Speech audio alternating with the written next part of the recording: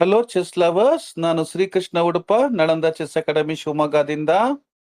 ನಿಮಗಾಗಿ ನಾನೊಂದು ವಿಡಿಯೋನ ತಗೊಂಡ್ಬಂದಿದ್ದೀನಿ. ಇದು ಅಟ್ಯಾಕ್ ಆನ್ ದ ಕ್ಯಾಸಲ್ಡ್ ಕಿಂಗ್ ಅನ್ನೋ ಒಂದು ಸೀರೀಸ್ ಅಲ್ಲಿ ಮುಂದಿನ ಗೇಮ್. ಈ ಥಿಯರಿ ಈಗೇನ್ ಗೇಮ್ ತೋರಿಸ್ತಾ ಇದ್ದೀನಿ ಅದು ಬಿಷಪ್ ಓಪನಿಂಗ್ ಸಂಬಂಧಪಟ್ಟಿದ್ದು. ಪೋನ್ಸಿಯಾನಿ ಯುರಸೋ ಗ್ಯಾಂಬೆಟ್ ಅಂತ ಇದು ಕರೀತಾರೆ. ಇದರೊಳಗಡೆ ನಾವು ಪಾನ್ ಸ್ಯಾಕ್ ಮಾಡಿ ಎಲ್ಲ ಪೇಸನ್ನ ಆಕ್ಟಿವೇಟ್ ಮಾಡಿ ಅಪೋಸಿಟ್ ಸೈಡ್ ಕ್ಯಾರ್ಲಿಂಗ್ ಮಾಡಿ ಹೇಗೆ ನಾವು ಕ್ಯಾಸಲ್ಡ್ ಕಿಂಗ್ ಮೇಲೆ ಅಟ್ಯಾಕ್ ಮಾಡ್ತೀವಿ ಅನ್ನೋದು ಥೀಮ್ ಆಗಿದೆ. ನಿಮ್ಗೆ ಇದರಿಂದ ತುಂಬಾ ಒಂದು ಕಾನ್ಫಿಡೆನ್ಸು ಬರುತ್ತೆ, ಈ ಥಿಯರಿನ ಪ್ರಯೋಗ ಮಾಡ್ಬೋದು ಅನ್ನೋ ಧೈರ್ಯನೂ ಬರುತ್ತೆ. ನಾವು E2 ಪಾನ್ನ E4 ಆಡ್ತೀವಿ. ನಮ್ಮ ಎದುರುಗಡೆ ಅವರು E7 ಪಾನ್ನ E5 ಆಡ್ತಾರೆ. ಬಿಷಪ್ ಓಪನಿಂಗ್ ಅಂದ್ರೆ ನಾವು ನೈಟ್ ಬದಲು ಬಿಷಪ್ ನ ಫಸ್ಟ್ ಹೊರ ತೆಗಿತೀವಿ. ಇದರಿಂದ ಅಡ್ವಾಂಟೇಜ್ ಏನು ಅಂದ್ರೆ ತುಂಬಾ ಥಿಯರಿಗಳನ್ನ ನಾವು ಅವಾಯ್ಡ್ ಮಾಡಬಹುದು. ನಾವು ಬಿಷಪ್ C4 ಆಡ್ತೀವಿ. ನಮ್ಮ ಅಪೋನೆಂಟು ನೈಟ್ F6 ಆಡ್ತಾರೆ, E4 ಪಾನ್ ಮೇಲೆ ಅಟ್ಯಾಕ್. ಈಗ ನಾವು D2 ಪಾನ್ನ D4 ಅಂತ ನಾವು ಮೊದಲನೇ ಪಾನ್ನ ತಳ್ತೀವಿ ಮುಂದಕ್ಕೆ. ಅದಕ್ಕೆ ಅವ್ರು E*D4 ಆ ಪಾನ್ನ ಅವರು ಅಕ್ಸೆಪ್ಟ್ ಮಾಡ್ತಾರೆ.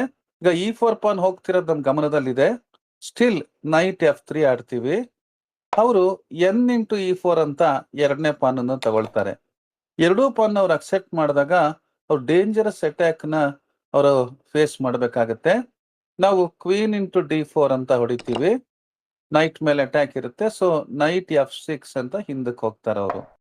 ಈಗ ನೋಡಿ ನಮ್ಮ ಪೀಸಸ್ ಹೆಂಗೆ ಅಂದ್ರೆ ಬಾಣಗಳು ಬಂದಂಗೆ ಒಂದೊಂದೇ ಹೆಂಗ್ ಹೊರಗೆ ಬರ್ತವೆ ಅನ್ನೋದನ್ನ ನಾವು ಬಿಷಪ್ G5 ಆಡ್ತೀವಿ. ಬಿಷಪ್ E7 ಆಡ್ತಾರೆ. ನಾವು ನೈಟ್ C3 ಆಡ್ತೀವಿ. ಅವರು 0-0 ಕಿಂಗ್ ಸೈಡ್ ಕ್ಯಾಸಲ್ ಮಾಡ್ತಾರೆ. ನಾವು ಕ್ವೀನ್ ಸೈಡ್ ಕ್ಯಾಸ್ಲಿಂಗ್ 0-0 ಮಾಡ್ತೀವಿ. ಈಗ ಅವರು NC6 ನನ್ನ ಪ್ರಕಾರ ಇದು ಆಬ್ವಿಯಸ್ ಮೂವ್. 90% ಇದನ್ನೇ ಆಡ್ತಾರೆ.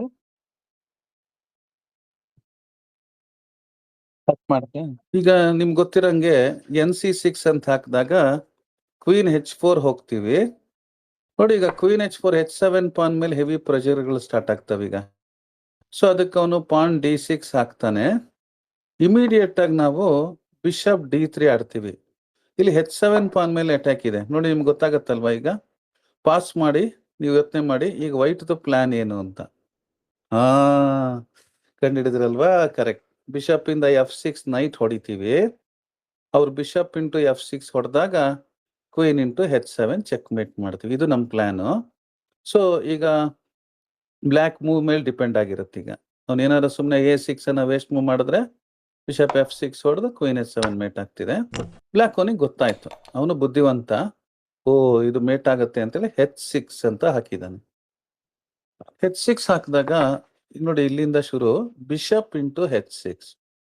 ಇದು ನಾವು ಈ ಜನರಲಿ ಬಿಷಪ್ ಸ್ಯಾಕ್ರಿಫೈಸ್ ಮಾಡಿ ಆ ಕೋಟೆನ ಎಕ್ಸ್ಪೋಸ್ ಮಾಡ್ತೀವಿ, ಅಂದ್ರೆ ಹೊಡೆದು ಕೋಟೆ ಬಾಗ್ಲನ್ನ ಮುರಿತಾ ಇದೀವಿ.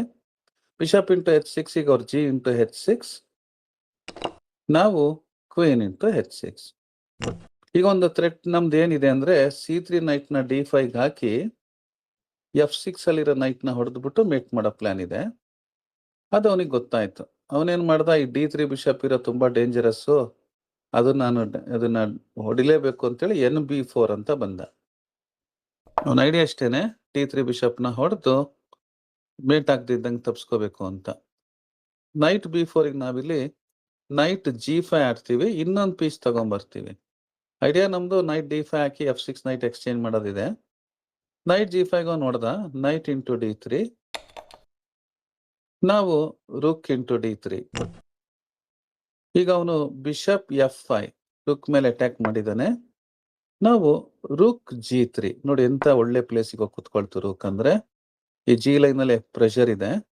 ಅವರು ಬಿಷಪ್ G6 ಈಗ ಒಂದು ಬ್ರಿಲಿಯಂಟ್ ಮಾಡಿದ್ದಾರೆ ವೈಟ್ ಅವರು.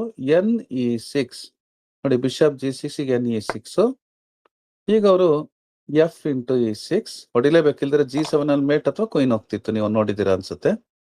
F ಇಂಟು E6 ನಾವು queen into G6 check, king H8, queen G7 checkmate. ನೋಡಿ ಇದು ವಂಡರ್ಫುಲ್ ಗೇಮು. ನಿಧಾನವಾಗಿ ಕುತ್ಕೊಂಡು ನೋಡಿ. ಇದ್ರೊಳಗೆ ಏನಾದ್ರು ಬ್ಲ್ಯಾಕಿಗಂತ ಅವಕಾಶ ಇತ್ತು, ಆ ಥರದ್ದೆಲ್ಲ ಇತ್ತು ಅಂದ್ರೆ ನೀವು ಕಾಮೆಂಟ್ ಹಾಕಿ, ನಾವು ಡಿಸ್ಕಷನ್ ಮಾಡೋಣ. ಮತ್ತೆ ನಿಮ್ಮ ನೆಕ್ಸ್ಟ್ ವಿಡಿಯೋದಲ್ಲಿ ಅದ್ರ ಬಗ್ಗೆ ನಾನು ಸಮಾಧಾನ ಹೇಳ್ತೀನಿ. ಸೊ ಇದು ಬಿಷಪ್ಸ್ ಓಪನಿಂಗ್ ಅಲ್ಲಿ ಪೊನ್ಸಿಯಾನಿ ಯೂರೋಸೋ ಗ್ಯಾಂಬಿಟ್ ಅಂತ ಇದು ಕರೀತಾರೆ. ಇದರೊಳಗೆ ಈ ತರ ನೀವು ಪಾನ್ ಸ್ಯಾಕ್ ಮಾಡಿ ಇದನ್ನ ಪ್ರಯೋಗ ಮಾಡಿ. ಈ ನಳಂದ ಚೆಸ್ ಅಕಾಡೆಮಿ ಈ ವಿಡಿಯೋಗೆ ಲೈಕ್ ಕೊಡಿ ಹಾಗೂ ಸಬ್ಸ್ಕ್ರೈಬ್ ಮಾಡಿ ಅಂತ ಹೇಳ್ತಾ ಈ ವಿಡಿಯೋ ಮುಗಿಸ್ತಿದ್ದೀನಿ. ನಿಮಗೆಲ್ಲ ಸಹಕಾರ ಇರಲಿ ಅಂತ ಹೇಳ್ತೀನಿ. ನಮಸ್ಕಾರ.